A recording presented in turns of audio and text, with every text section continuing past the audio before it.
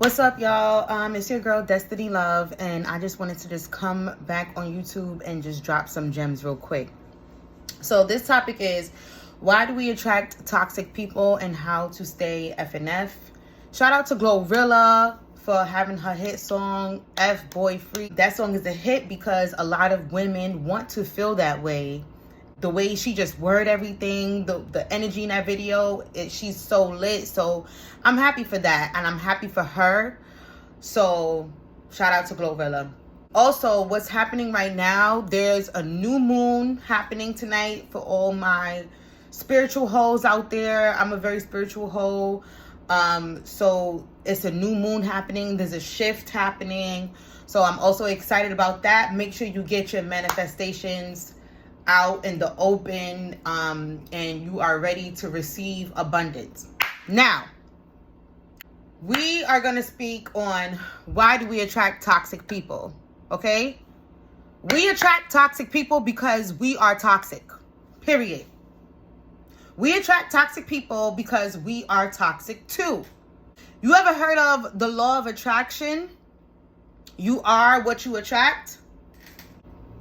The law of attraction, for those of you who don't know about it, it's literally just exactly what it says. The law of attraction. There are certain rules based off of the way your attraction is set up. So when you are attracted to somebody, that's only because you can relate back to that person. You are attracting you back to you. So if you are only attracting so-called toxic people, that's because there's a lot of toxic-ish that's inside of you that you are either ignoring or not recognizing or don't want to deal with. So you attract others, or you are attracted to other people to help you see your own self and to figure out all that toxic behavior going on inside of you. Until you see and recognize that your own toxic behaviors going on inside of you, you would always continue to attract other people that is going to help you see your own self. That's literally what the law of attraction is. Now, let me break it down further. When it comes to mirroring, right? Again, that's also relating. You cannot be attracted to somebody that you cannot relate to. That's why it's called a relationship. If you break down that word relationship, you are literally relating, you and that person is relating back to one another. You ever felt like you just kept attracting your ex back to you, like back over and over and over? You kept attracting your ex in different bodies.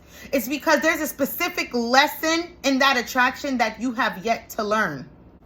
In my book, How to Be a Confident Hoe, because slut shaming is over, level 4, learning to love without attachment. I had mentioned, and I said, oftentimes when a person meets someone for the first time, that person isn't being themselves for many reasons. Not that this person is doing it on purpose, as to not wanting to show you their true self, but we all have been trained since childhood to be everything but ourselves. Very few times we meet someone and they are being themselves because they had gotten comfortable with who they are. If and when you meet a person that you really like, do not place a fictitious image or false character of who this person is based off of who you subconsciously would like for them to be. When you are dating someone, pay attention to everything and accept that person for who they are and or who they show you to be. Sometimes people, especially if they are not true to self, can say one thing yet show you something completely different about who they are. The best thing for you to do is simply pay attention and trust your intuition. Your intuition is never wrong, especially for all my women followers. Our intuition, our gut feelings is always right. Always right. That's what it's there for. It's like an alarm. It's a signal to show you about red flags, about certain things. So if you do get signals of a red flag or whatever, don't ignore those signs. If you don't recognize the signs and you still go into a relationship anyway, because don't beat yourself up for not recognizing certain signs. It takes a while to start picking up on signs quick. When you start picking up on red flags, like, ooh, that's a red flag, or oh, nah, this is a red flag. And granted, red flags vary from person to person. Something could be a red flag to one person that's not a red flag to another person. It just depends on who you are. So if you're the type that picks up on a red flag, then kudos to you. That means you grew. That means that you're growing. That means you could pick up on certain things. But if you don't pick up on red flags fast like that, then that just means that there's a lesson in this. That's all attraction is. It just means a lesson. So another reason why we attract toxic people is because when it comes to trauma is very significant in a lot of our lives, whether we like to recognize this or not, right? Oftentimes in relationships, we do this thing called trauma bonding. Now, if you don't know what trauma bonding is, Google is your friend. But I'm just going to break it down real quick, briefly. Trauma bonding is basically where you and another person can relate to each other's trauma, or there's a trauma that you haven't recovered from or properly healed from. And the only way to feel like you're healing from that trauma, like subconsciously you feel like you're healing from this trauma, is to relate to someone else who also is dealing with a similar kind of trauma. For example, you was raised with a parent who also suffers from addiction. 9 times out of 10, you're going to fall in love with someone whose parent suffered from addiction or who had an absent parent.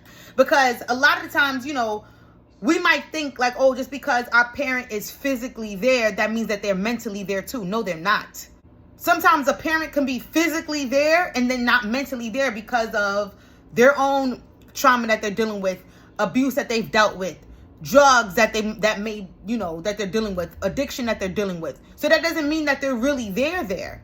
So you can be trauma bonding with someone who's never had their parent in their life, or whose parent who is going through the same thing that your parent was going through when you were a child. Okay? And you might find that person to be so sexy. Now, of course, when you are attracted to somebody and when you find a person attractive, you're not going to be looking at that person like, oh my God, you're so sexy, let's trauma bond together. No, nobody says that. It's a subconscious thing that happens without us even thinking twice. Okay?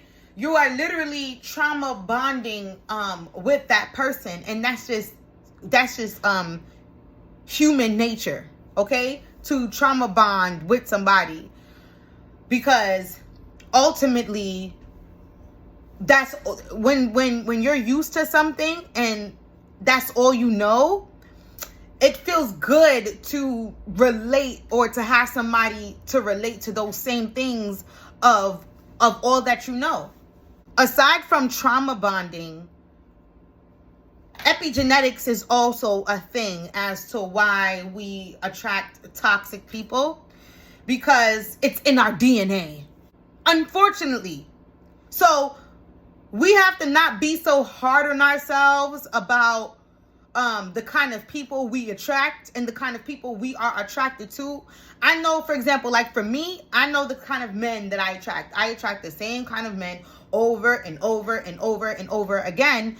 And that's just because there's a specific lesson that I need to learn. You may attract your ex over and over and over again in different bodies, all because of the way your genetics is even set up. Sometimes attraction goes really that deep. It's in our DNA. White people date white people. Latino people date Latino people. Asian people date Asian people.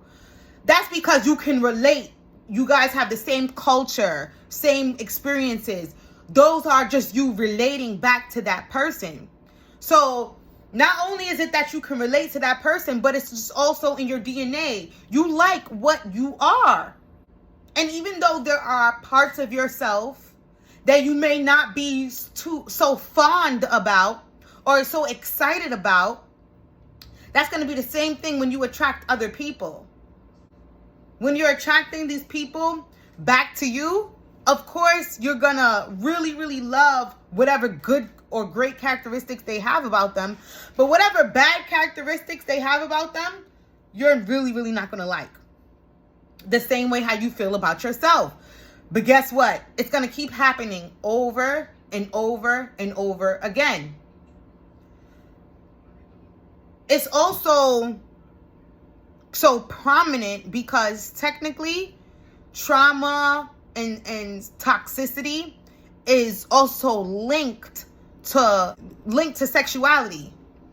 It's linked to who we like, the kind of people we like, and it's linked to what turns us on. That's why fetishes and kinks are so vast and it's such a big deal, especially when it comes to sex, because a lot of fetishes and a lot of kinks are immediately linked to trauma and trauma bonding. Think of the BDSM kink, right? BDSM. But that specific kink, to me, in my opinion, is a healthy way to so-called trauma bond. A lot of fetishes and kinks are, when being done, of course, in a consensual manner, it's a very healthy way to explore certain traumas and certain pain and, certain things with your partner, if your partner is open to exploring that. Even if you are aware of the law of attraction and you're like, okay, you know what? Technically, I should be dating someone who has a job because I have a job, and I should be dating someone that's, respectful, or who dresses like this, or who speaks like that, or whatever your idea of what a good person is, or a non-toxic person is. Whatever your idea of that is, I guarantee you are not truly going to be attracted to that person. Why? Because there is no lesson to be had or to be learned when dealing with that kind of person. Perfect example. If you look at, those movies where it's a woman, hardworking woman, and she should be dating someone who's like more in her category, usually she's bored with that kind of a person. Someone who's technically fitting for you, or someone who should be your type, because, they're more of a well put together person. They don't give you the butterflies. They don't make your heart flutter. They don't make you nervous. They don't even make your pum-pum wet or make your D hard. They don't do nothing for you, because sometimes so-called toxic people or trauma bonding is what you need to grow. Dating somebody who you feel like, well, this is a good person for me, or this is a well-established person. This is somebody who I technically should be dating, but yet you feel bored. There's no interest in it. It's because there's no lesson for you. There's no growth there. That's like taking a class, or that's like taking a class that you already passed. You're learning something that you already learned, or playing a game that you already know the levels, or playing a game under your level. It's not a challenge anymore. It's very boring. That's not what life is about. So it's one thing to not want to keep attracting toxic people and whatever. That's great that you don't want to keep attracting toxic people. You just want to have a beautiful relationship. You know what I mean?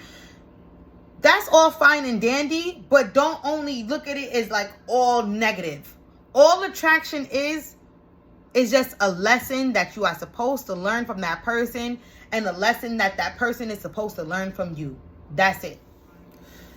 And as I mentioned earlier in the video, the song FNF, the reason why it became such a hit is because A lot of women want to feel that. A lot of women would love to be FNF, or just people in general. People don't want to attract so-called toxic people. But again, as I mentioned before, attracting toxic people is not as bad as it seems. Just understand what it is and understand why you're attracting toxic people. It's all just you attracting you back to yourself.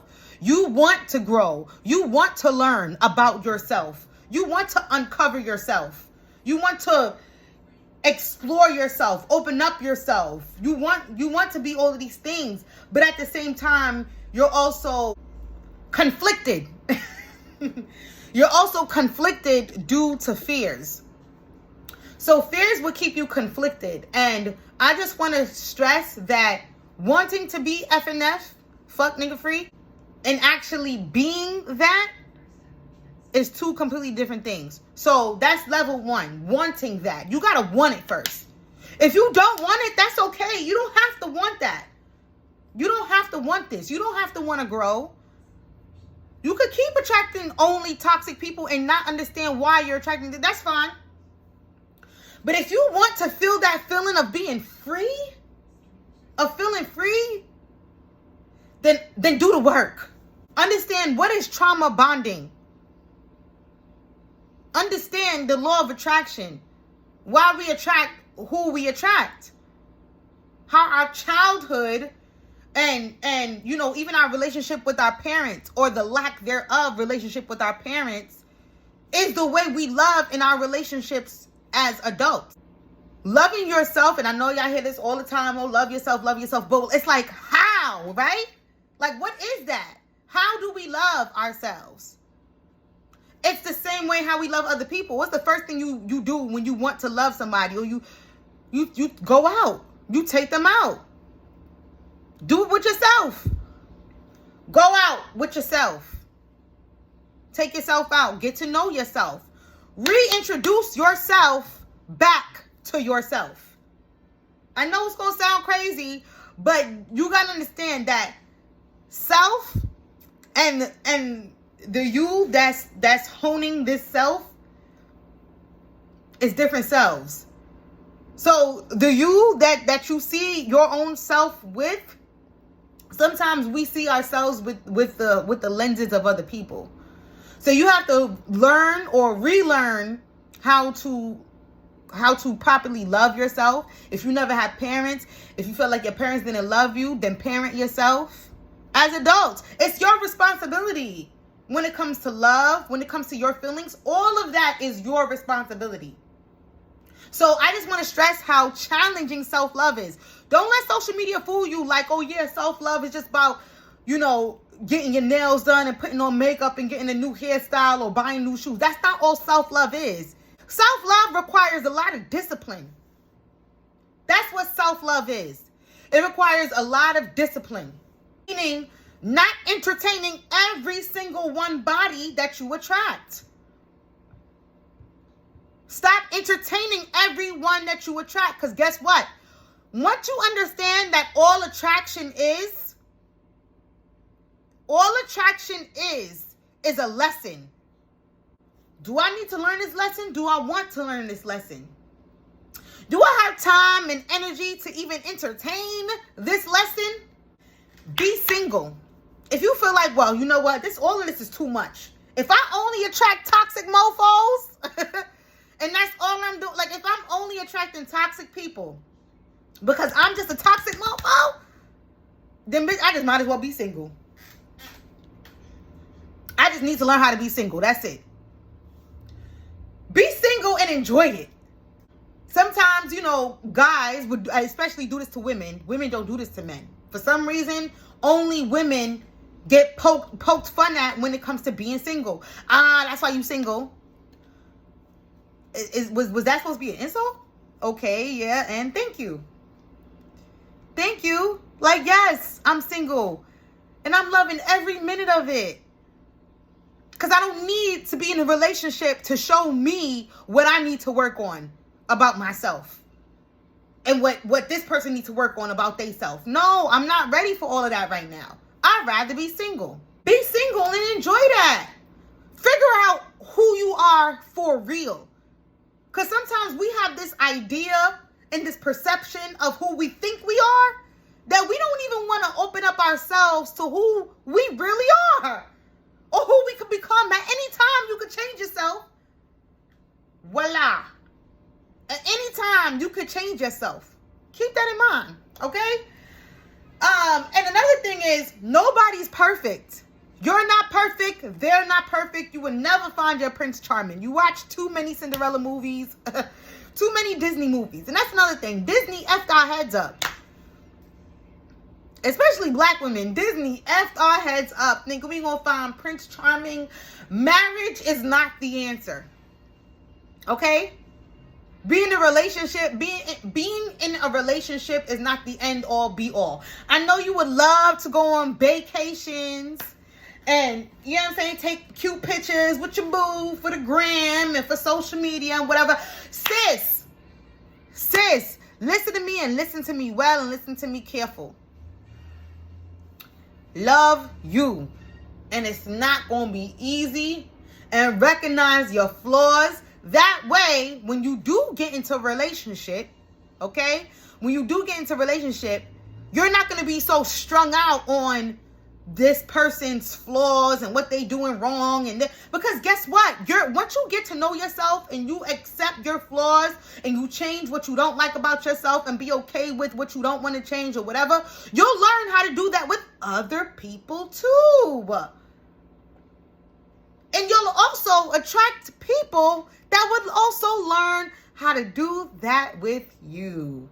Exercise your boundaries. Know what you will and will not be okay with. Okay? Because, like I said, nobody's perfect. And even though you might meet somebody who may seem perfect, they may seem like the most beautiful creation, the most beautiful thing God could ever create. They're going to seem like the most perfect individual in all time of all time. I mean, look at Jay-Z and Beyonce. Obviously, their relationship is definitely not perfect. And to us as black women, Beyonce is perfect. But she even had to forgive him, accept his flaws, whatever the case is. That's the same thing that we have to do. Understand that we all have our toxic traits. We all are crazy. But it's about having a handle on your crazy. It's about understanding your crazy. It's about understanding toxicity and understanding why it happens and how deep it gets. It's not only us. It's not only our fault. Don't just sit there and blame yourself. Don't victim blame yourself. This is just how life goes. Society had this idea and put this idea in our heads since children that we would find our Prince Charming and that, or even just, I call it toxic positivity. Toxic positivity where, the people that says, oh, no bad vibes, positive vibes only. Ain't no such thing. You can't have the day without the night. You can't have sunshine without rain. It goes together. It's about balance. So once you understand just balance and be like, you know what? I'd rather be single right now and be happy with being single because you know that, okay, well, I can't handle attracting, somebody, toxic person, whatever, because guess what? A relationship is work. A relationship is like a job. And you have to go into it feeling like that. Or a relationship is like a garden. You have to water it. You have to have, put sunlight on it. All of that. And sometimes it will take longer to grow. Sometimes the sun might not come out for a few days. Sometimes it's going to be raining every goddamn day. So that's just like a relationship. It's life. It's nature. It's the law of attraction. So that's basically the solution to staying FNF. Self-love, discipline, enjoying being single, understanding that perfect doesn't exist, but yet you still have your boundaries. Anyway, don't forget to like and subscribe, share this video, and thank you so much for watching. It's your girl Destiny Love, aka the Confident Hoe, and I'm out. Peace.